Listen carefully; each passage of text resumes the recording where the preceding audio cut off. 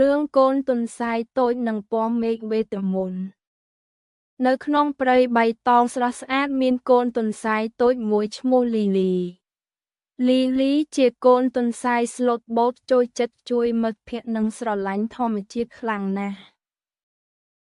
ក្រោយពេលភ្លៀងទើបឈប់មេឃបានបង្ហាញពណ៌អិនធនៅដ៏ស្រស់ស្អាតណាស់លីលីភ្ញាក់ផ្អើលហើយគិតថាអូពណ៌មេឃនេះប្រាកដជាមានវេទមន្ត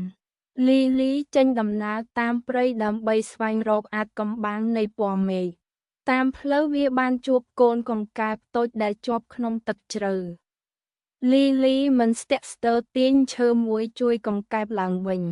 បន្តទៅទៀតវាបានជួបកូនបក្សីតូចដែលវង្វេងធ្លាក់បាត់ពីសម្បុកលីលីជួយស្វែងរករហូតរកឃើញសម្បុកវិញកូនបក្សីសប្បាយចិត្តណាស់